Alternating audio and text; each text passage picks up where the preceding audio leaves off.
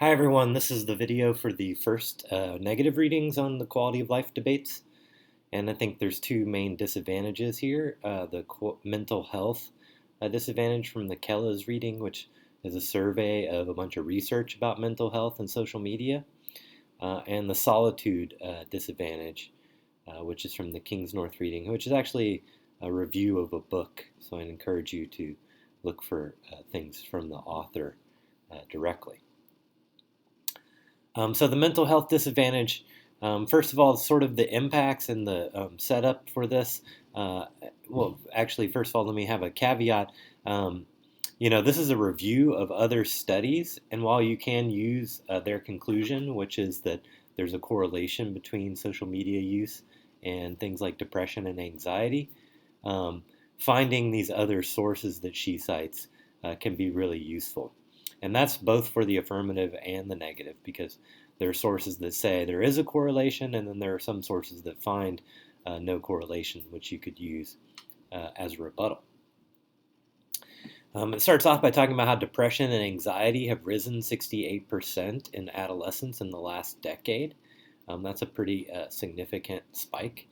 Um, and it has an impact to this that depression and anxiety lead to things like suicide, substance abuse, school dropout. It also mentions poor social relationships and lower educational achievement.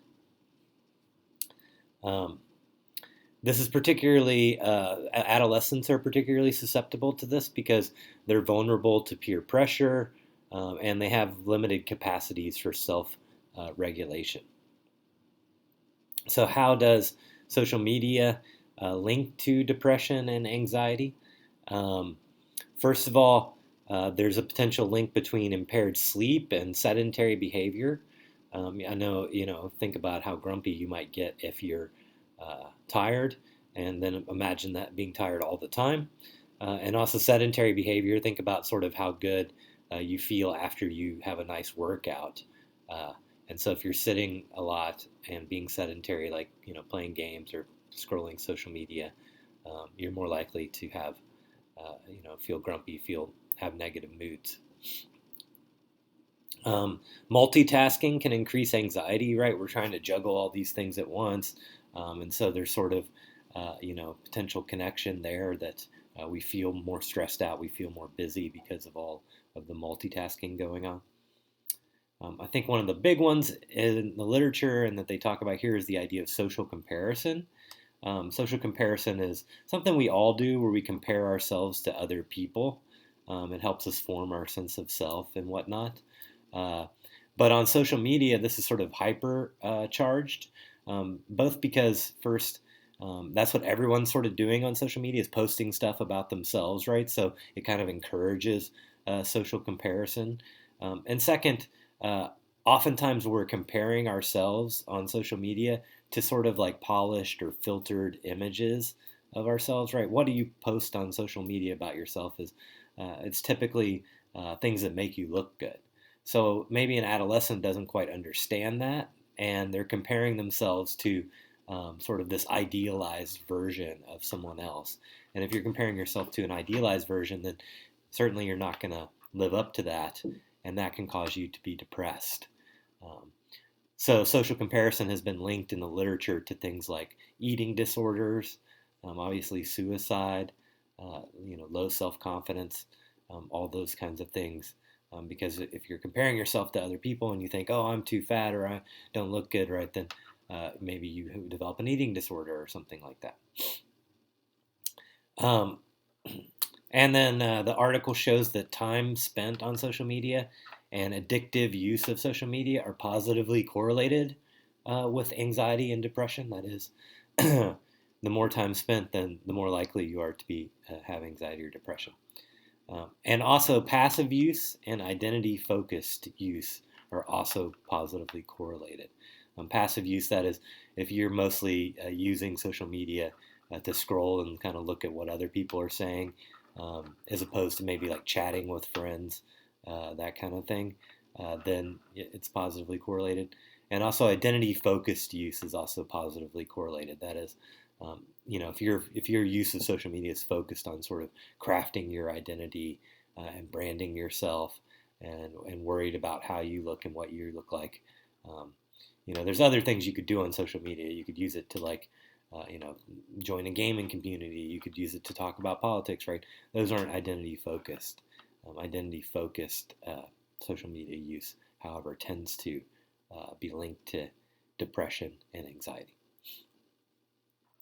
Now, for the other disadvantage, the solitude disadvantage, the basic idea here is that because we're always on and always connected, that we lose solitude. We lose those moments of sort of personal reflection and silence, and that can be key to creativity as well as avoiding mental health problems. I think it's no surprise that in the past decade or so, there's been a rise in yoga and meditation, precisely in response to this sort of absence of solitude. Right, we're having to teach ourselves to have solitude because it's not as easy to find anymore. So this is an interview about a book by Michael Harris. So you might want to look up the book or try to look up things written directly by Michael Harris. It was sort of the best overview I could find of the book. Without having you read the whole book, but you could supplement it with stuff from him or excerpts from the book. It starts off making the point that our life is sort of controlled, confined, and monitored at all times, right? When you carry a smartphone with you, you're being tracked at all times. They know where you are and where you're going, right? So these sort of like crazy anti-vax people who believe the COVID vaccine is going to be used to put a tracking device in you. Well, hey, you already carry a tracking device with you at all times, and you're sort of being monitored and surveyed at all times.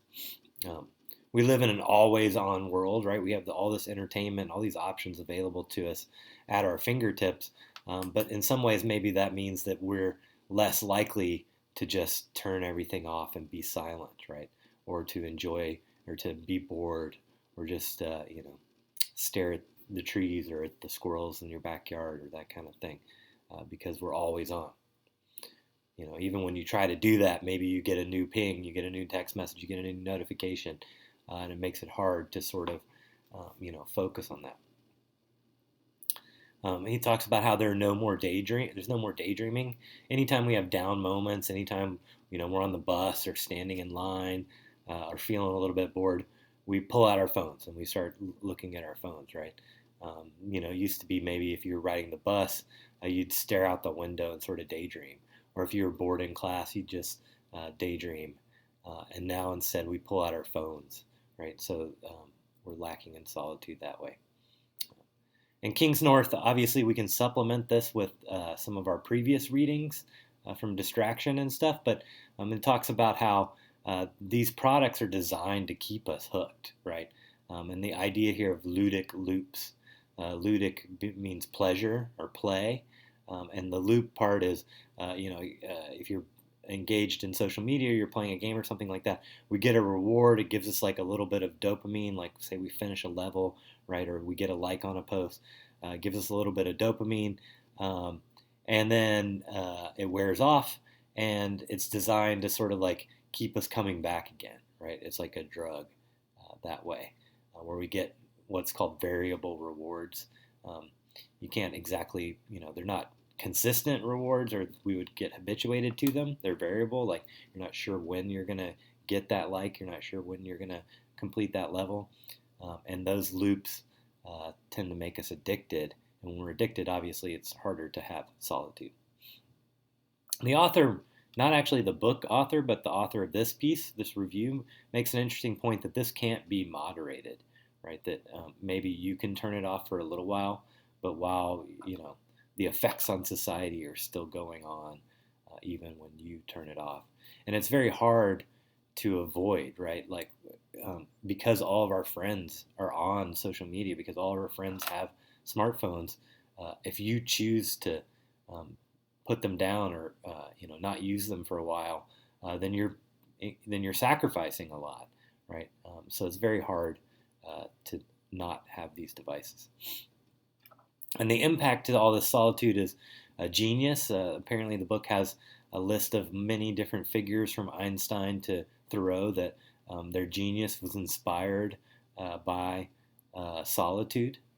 Um, self-development, right? Like we learn about ourselves and learn about our goals and stuff when we daydream and we ponder and we reflect. Um, and obviously, kind of this busy world we're always on and always being pinged can create stress and mental health problems because of that, because we just feel overwhelmed. We'll come up with rebuttals again next a week from today in class, but just a couple to think about. First of all, with the mental health um, disadvantage, there are sites in this article about how there's no link between social media and mental health problems, as well as that there's a positive link. If you think about some of the things that social media can do to help people's mental health, right? Um, you can find community and social connection. You can learn to express yourself and be creative via digital media. People that have social anxiety or a disability or something like that that maybe makes them suffer from mental health problems in the first place can find counseling online, can find groups of people, support groups of people who suffer from similar problems.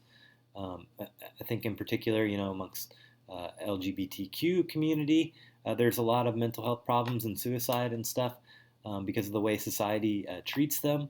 And online groups have been a boon to those communities as far as like finding that there are other people like you, and you're not wrong or abnormal or whatever for being LGBTQ. There's also other health benefits, as we've discussed already, to digital media, and access to mental health counseling as well can be expanded because you can do like tele meetings and stuff like that. As far as the solitude disadvantage goes, I think one thing to do here is question the impact of solitude. Like, really, how important is this? Sure, sometimes people are inspired and have genius, epiphanies when they're in solitude. But also, the opposite also happens, that like bouncing ideas off of one another and brainstorming and crowdsourcing ideas and stuff like that can lead to innovation and can lead to insight. So there's no proof that solitude is the only way to get genius. I think another argument here is that there are ways to moderate, and there are technological fixes to this problem. Meditation apps, things on your phone that turn off your phone or turn off the social connections on your phone for a certain period of time. As always, on the affirmative, you can argue that this is more up to the individual, right? The individual can choose moments of solitude, etc. And the spread and rise of yoga and meditation, as I mentioned earlier, maybe is a proof that more and more people are choosing solitude as a response to these things, and therefore, maybe actually all the sort of busyness in our lives is causing us to reevaluate things in a positive that way. All right, have a good rest of your day, and we'll cover the next couple of quality of life readings in the next two classes. All right, take care.